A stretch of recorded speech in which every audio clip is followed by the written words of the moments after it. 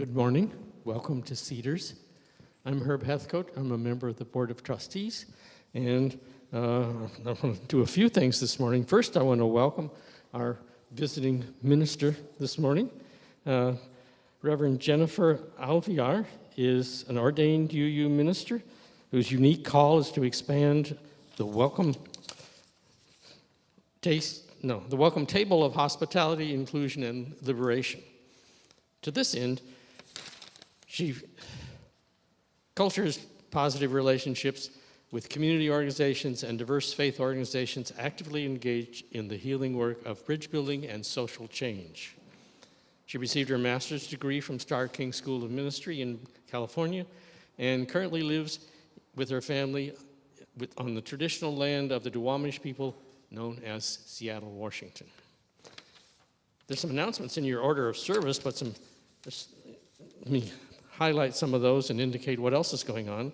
We have the Pride event coming up in Poulsbo next Sunday from 11 to 6 in Robb Park, and Cedars will be hosting an information booth and book exchange, and you can contact Jeff Phillip for more information about that.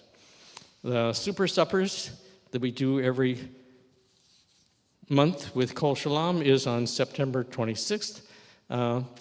And more information about that from Mike Cox. The meditation group's meeting on September 27th at the Cedars Center. The Crop Walk, we'll be participating in that again. This is the Bainbridge Island North Kitsap Crop Walk, part of a nationwide movement raising funds to end hunger and poverty in the U.S. So this is an opportunity to wear your Cedars T-shirt to demonstrate our congregation's support for the community. It'll start at Eagle Harbor Congregational Church at 2 p.m. on Sunday, and you can contact Mike Cox for more information about that. You're invited to join the Cedars Spiritual Writing Group. It's a new monthly writing experience facilitated by Reverend Zachary. The first session was last Wednesday evening with 8 participants.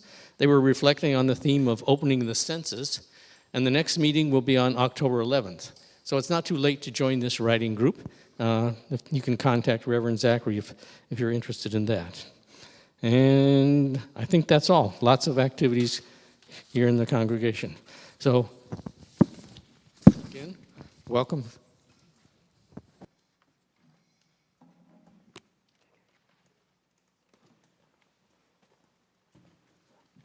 Good morning. I'm delighted to be back, and it's wonderful to be in community with you and share fellowship together. I'd like to share with you a poem by Celeste Snowbur, and it is called Live Out Loud from a Deep Place of Silence. Always listen to your deep belly. Here is where your voice resides. Many people will try to negate it in one way or another, especially when it doesn't make sense rationally. But there's another ration, the ration of spirit, where mystery and moss dwell and the language of the impossible holds reign. There may be many times where what you say comes from a place which you do not know, and yet you deeply know. A familiar place of cellular knowledge. Go there often. Return there as a place of home. Resistance can become your friend, whether in the workplace or personal. There is wisdom which does not make sense, but the earth knows intrinsically. Your neck and heart may say yes to an inner pulse. Exercise it regularly. Live out loud from a deep place of silence. Thank you.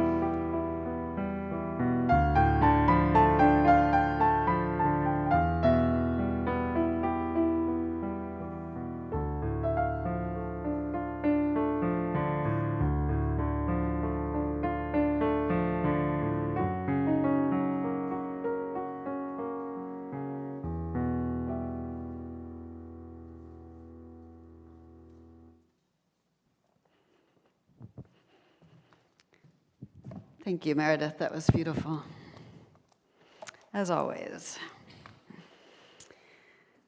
Hi, I'm Johanna Munson, and it is my honor to be your worship associate today.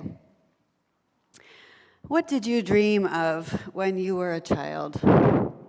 Notice I didn't say dream of being.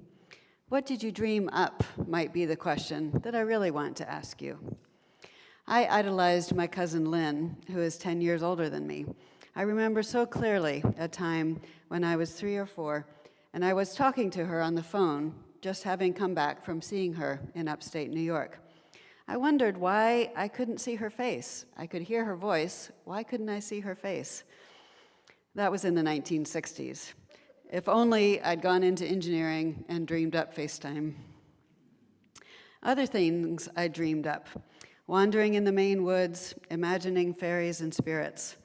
After a thunderstorm in Florida, making dams by piling up leaves and sticks in the gutters, that fresh smell of rain on hot pavement wafting up.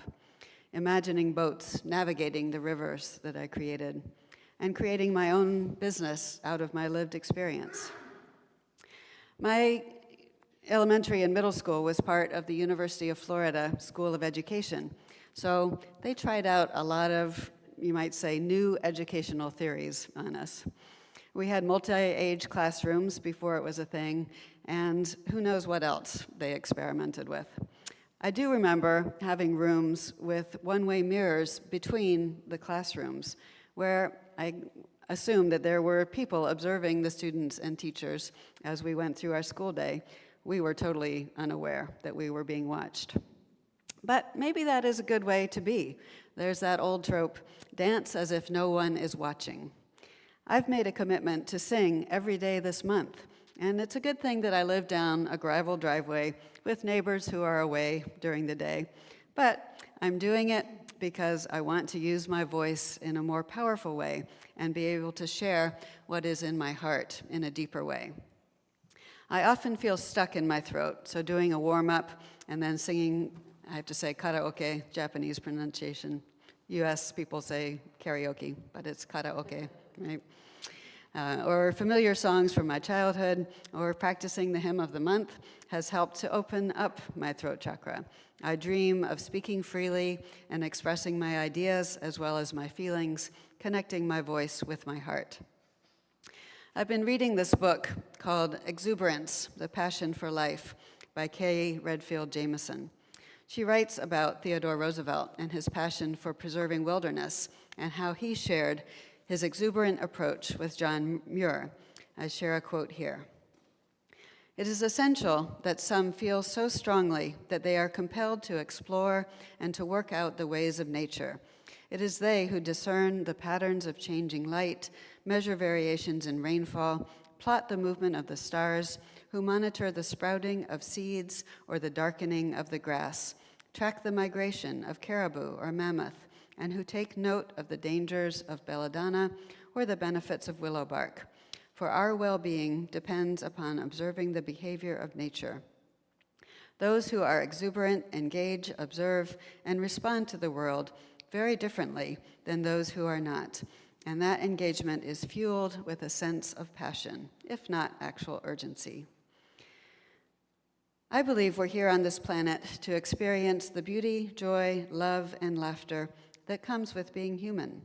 Surely, the opposites of those qualities are present as well and are an inescapable part of being alive. We are privileged in so many ways, however, to live in this part of the world, to be able to gather in this space each week, to speak the words that are in our hearts to each other without fear, to give each other grace. I dedicate the lighting of our chalice today to recalling and holding on to our childlike sense of wonder, of being present in the moment and giving and receiving grace. Please join me in repeating our affirmation as printed in the order of service.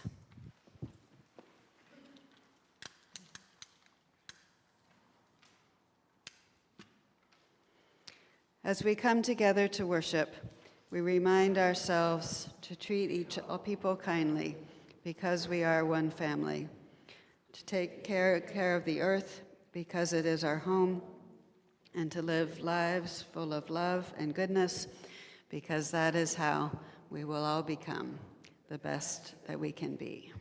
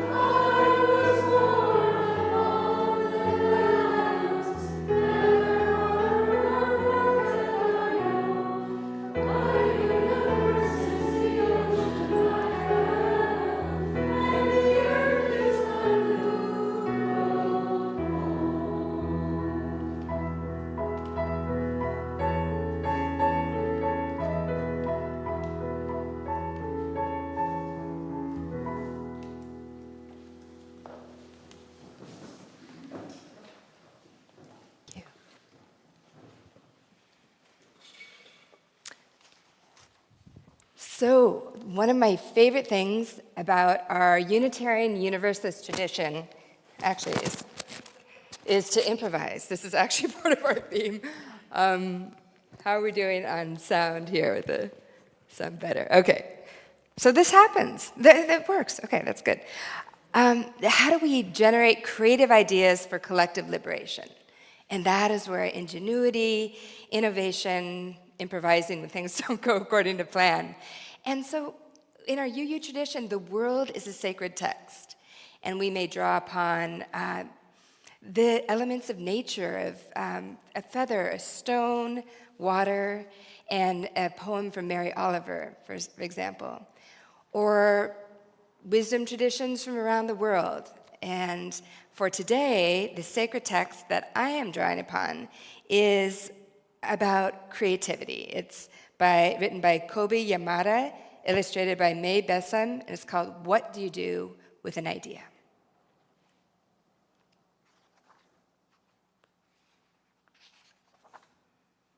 One day, I had an idea. Where did it come from? Why is it here? I wondered. What do you do with an idea? And the sound of gravel, it's all part of it. So I love the illustrations here.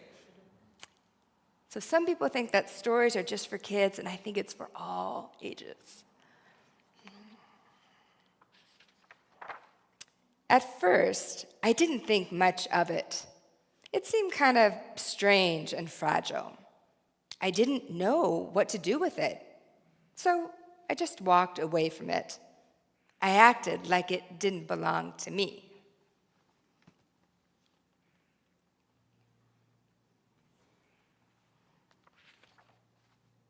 But my idea followed me. This is kind of a crown, just see where it leads. I worried what others would think. What would people say about my idea? I kept it to myself. I hid it away and didn't talk about it. I tried to act like everything was the same as it was before my idea showed up. So now it's kind of nestled in this woodsy area.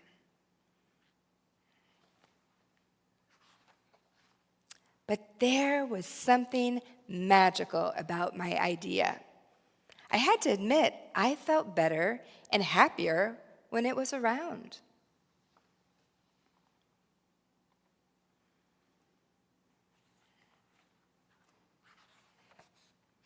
It wanted food. It wanted to play. Actually, it wanted a lot of attention.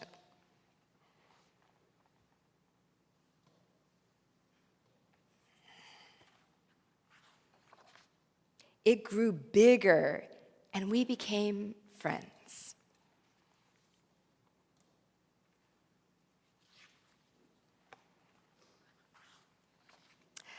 I showed it to other people, even though I was afraid of what they would say. I was afraid that if people saw it, they would laugh at it. I was afraid they would think it was silly. And many of them did. They said it was no good. They said it was too weird. They said it was a waste of time and that it would never become anything.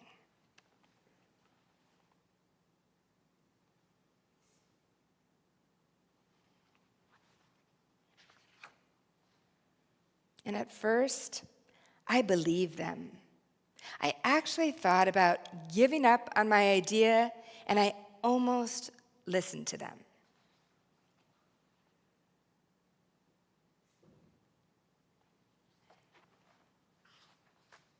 But then I realized, what do they know? This was my idea. No one knows it like I do.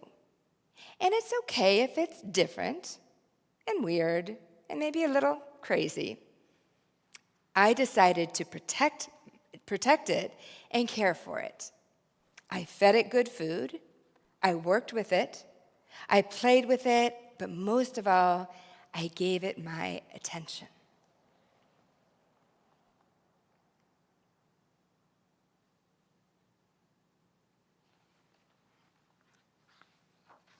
My idea grew and grew, and so did my love for it.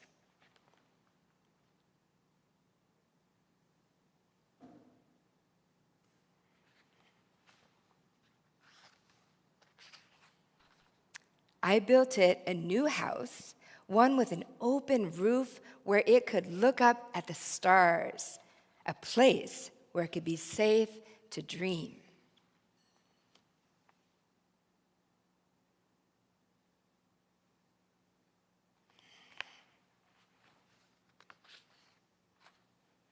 I liked being with my idea. It made me feel more alive, like I could do anything. It encouraged me to think big and then to think bigger. It shared its secrets with me. It showed me how to walk on my hands because, it said, it's good to have the ability to see things differently.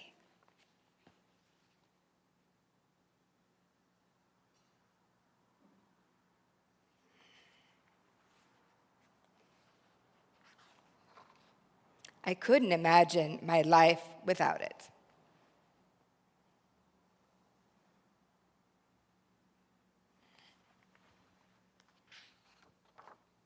Then, one day, something amazing happened.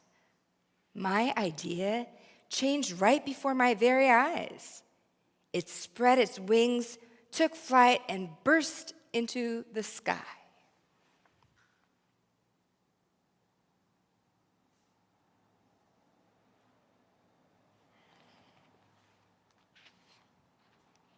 I don't know how to describe it, but it went from being here to being everywhere.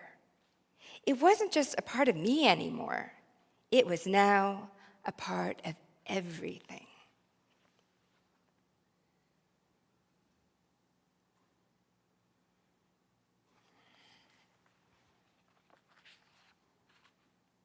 And then I realized what you do with an idea.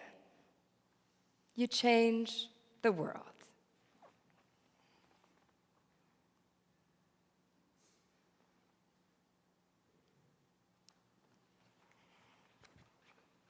All right, thank you.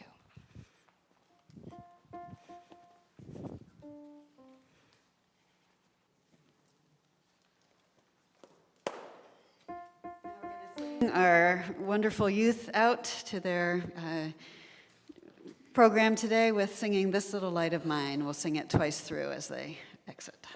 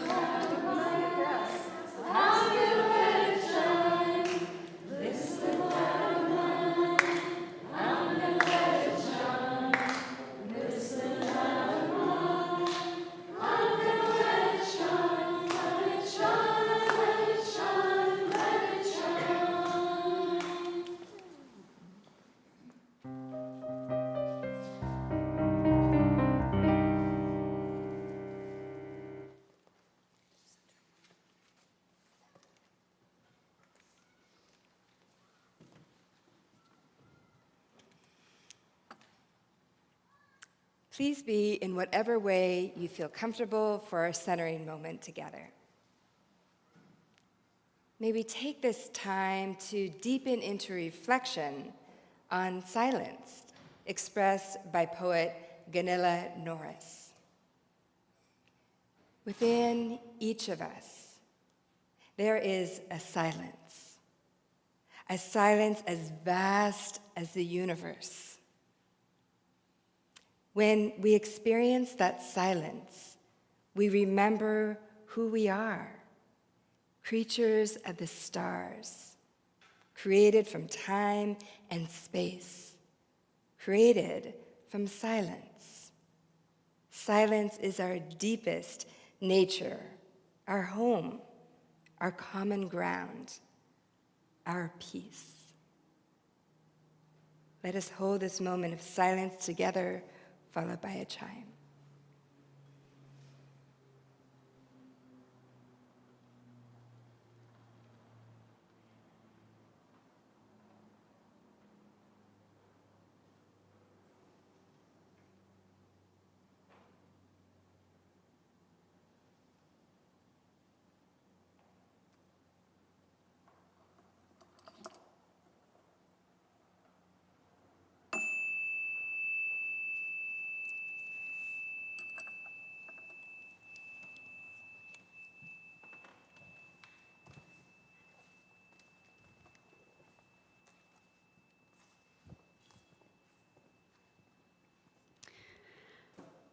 So on most Sundays, we take some time to be in community and share our joys and sorrows.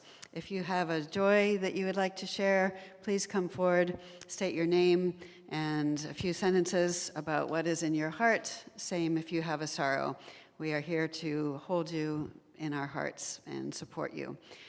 For those of you at home, please take this time to reflect and know that we are holding you close as well. This part of the service is neither recorded nor live streamed, and so I invite you to come forward and share what's in your heart.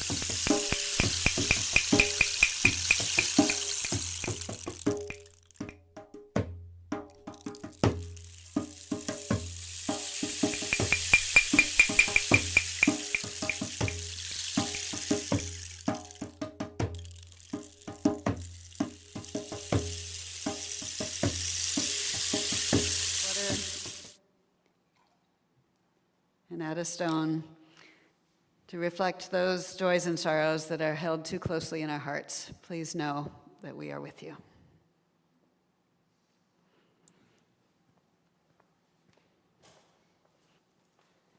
Stand together for our centering hymn, which is 1008.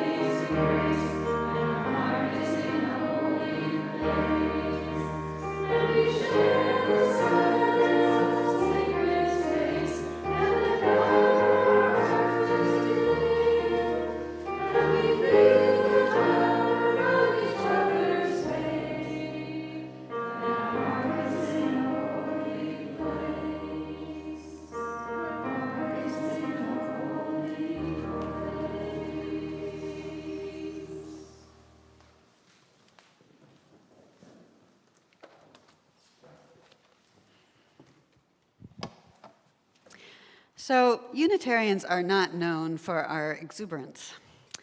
We don't normally move much while we sing. We're not often called to speak in tongues, and even getting down on our knees is not part of our service. But we can be exuberant in our support of this beloved community. Whether it's by showing up early to convert this gym into our sanctuary, thank you to all of us who come here regularly to do that, supporting and taking part in our various programs. It's just a thrill to see our youth here again today.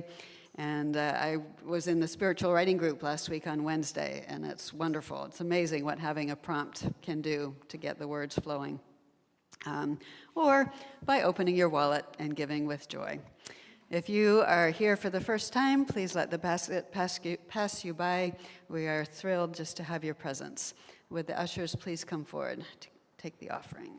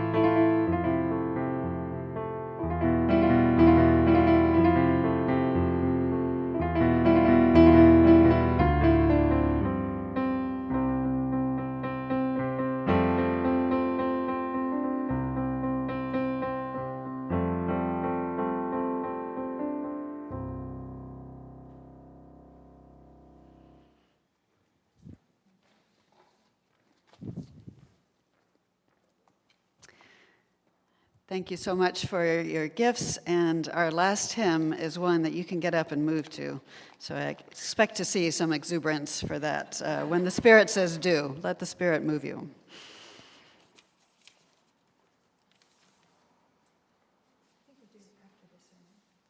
Yes, okay, after the sermon. I wasn't ready to dance yet.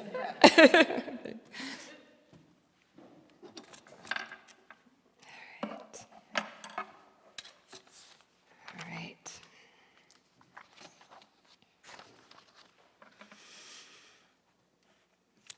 So, in the summer of 2022, I embarked on an adventure that pivotally shaped and defined my ministry. This marked my first pilgrimage to Iona, Scotland. I joined a band of pilgrims united in caring for the earth within the Celtic spiritual tradition. Our group consisted of clergy members, spiritual directors, and environmentalists and healthcare providers. The beautiful thing about pilgrimages is that it invites our imaginations into a more expansive way of seeing the world with a sense of wonder and awe.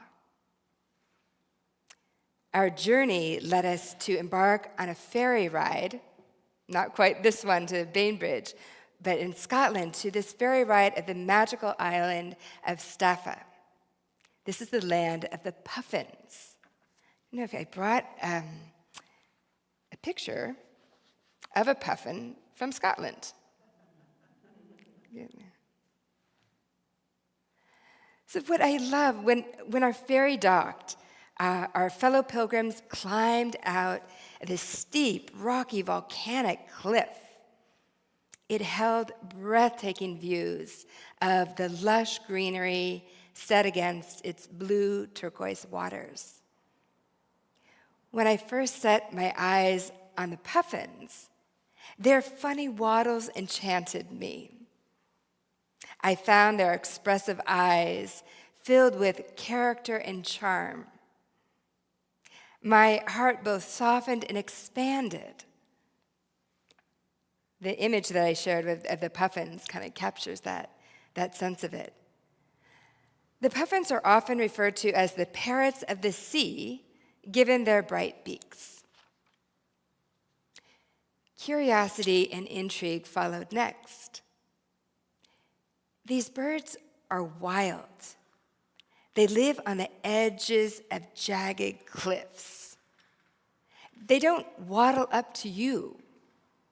Instead, they invite you to rewild your own soul and test the edges between danger, the precipice of a staggering cliff, and the experience of delight in the birds themselves. As I reflected on this contrast, I noticed my friend Jim sitting on the edge of the cliff playing his flute for the puffins. It felt like a communion in an outdoor cathedral. A holy communion, a call and response between nature's wild creatures and our own wild souls feeling alive and free. This musical interplay between creatures and human, nature and soul made me think of something that the great cellist Yo-Yo Ma said. Music happens between the notes. Music comes alive in the spaces, pauses, and silences between the melodies. A meditation of an in-breath and an out-breath. This liminal in-between space is where a note catches our imagination and invites us into a sacred space of mystery, wonder, and delight. Isn't this similar sensation to the story that we read earlier today by Kobe Yamada. What do you do with an idea? Here is a child who is intrigued by an idea and worries about what others might think. He experiences something magical about his idea, and he fears that people might laugh at it or think it's silly. I call this living in a both and versus either or world, a liminal in-between space, a creative tension. Honestly, it's not the most comfortable place to inhabit. It can feel bumpy, awkward, and messy. But this creative tension also holds possibility if we are willing to open ourselves up to diverse perspectives. I can relate to this child in this story because I too have an idea. I too live in a both and world. On one hand, the traditional model of the worship arts in our UU tradition movement has been well established for thousands of years. Pulpit, preacher, and pew. Do I dare to disturb the status quo? Who am I to upend tradition? Couldn't I work just a bit harder to fit in as a minister in the way things have always been done? On the other hand, I experienced magic and possibility in my idea around revisioning the worship arts in church. Like the child in our story, I decided to listen to my idea, pay attention to it, let it guide me. My idea led me to a day-long retreat called Staying with the Trouble, Nurturing Nuance Amidst Paths to Polarization. Lux Gibson, they, them, is a queer, non-binary facilitator, conflict mediator, and relational coach.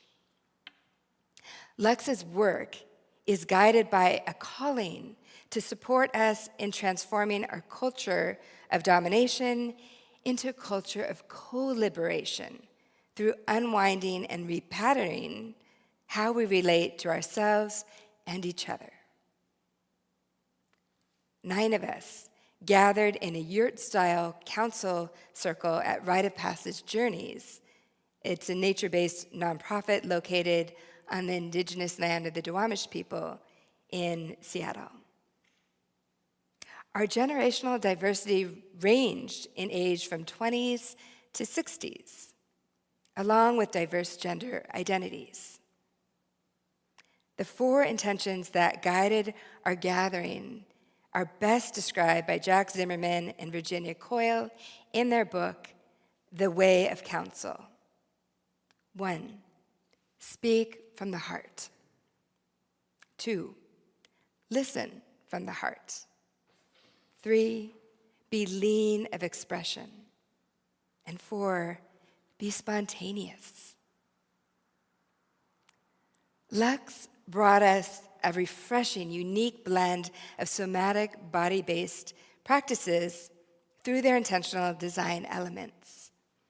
For example, we participated in a paradox breathing exercise of holding both and. This exercise was designed by Kai Cheng Tam. In breath, I am imperfect. Out breath, I am enough.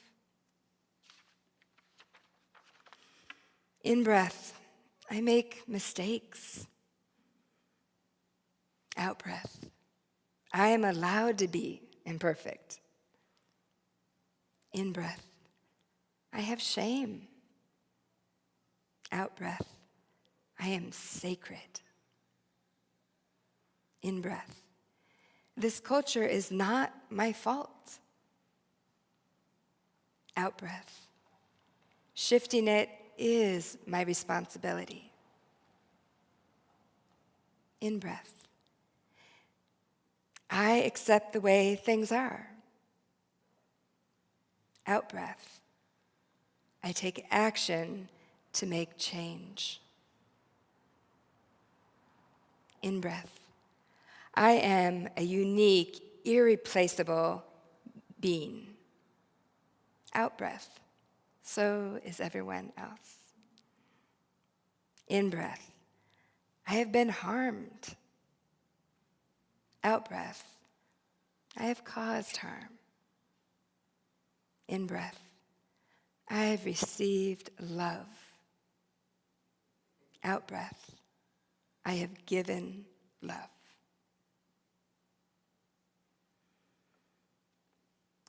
This somatic, body-based workshop mirrored back to me all that I longed for in the worship arts at church. Kinesthetic, experiential modalities of healing and grounding, nature and silence.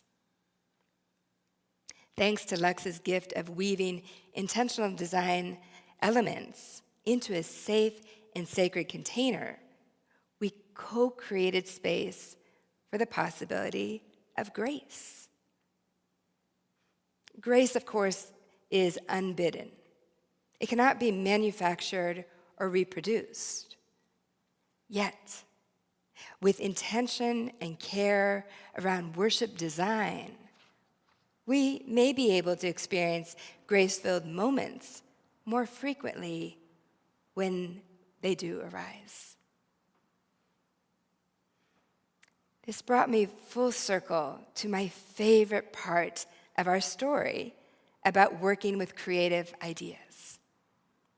One day, the child's idea burst forward and became part of everything. Isn't this what church is all about? A sacred space to generate ideas for collective liberation. Some ideas may begin inside church walls, but they aren't meant to stay there. They are meant to be shared and transformed into new ideas, new community building relationships, new possibilities. In fact, an idea can start anywhere. It might be born through a heart-centered conversation during coffee hour after worship, or a note that rang true during a hymn that moved one's soul, or a feeling celebratory joy or comforting solace shared in community with others. It doesn't really matter where an idea comes from. The important part is to pay attention to it. Living in a both-and world takes ingenuity. It requires holding creative tension that moves us beyond polarities and opposites. It calls us to practice the four intentions of council-style trust building. Speak from the heart, listen from the heart, be lean of expression, and be spontaneous. This is not easy work, yet this is the very soul work necessary to bring forth greater healing and wholeness in our divided world today. Here, in this liminal in-between space, is the birthplace for grace-filled wonder and magic. I'd like to draw your attention to the last line in our story.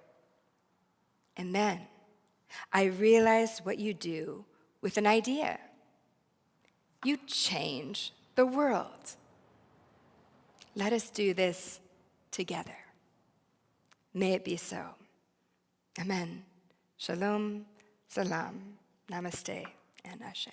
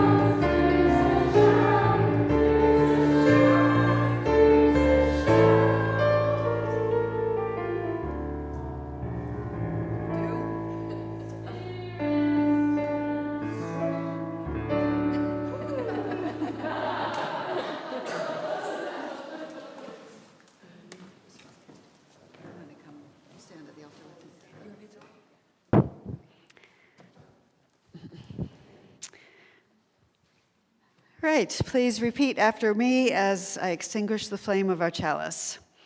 We extinguish this flame, but not the light of truth. You may stand if you like.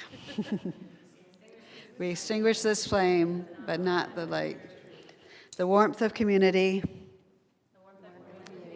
or the fire of commitment. These we carry in our hearts until we are together again.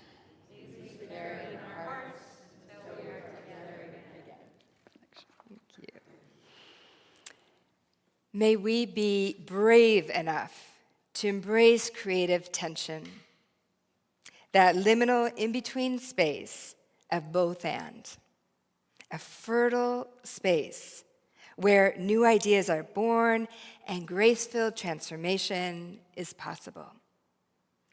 And now, may you go into this week blessed and blessing the world. Go in peace, go in joy, go in love.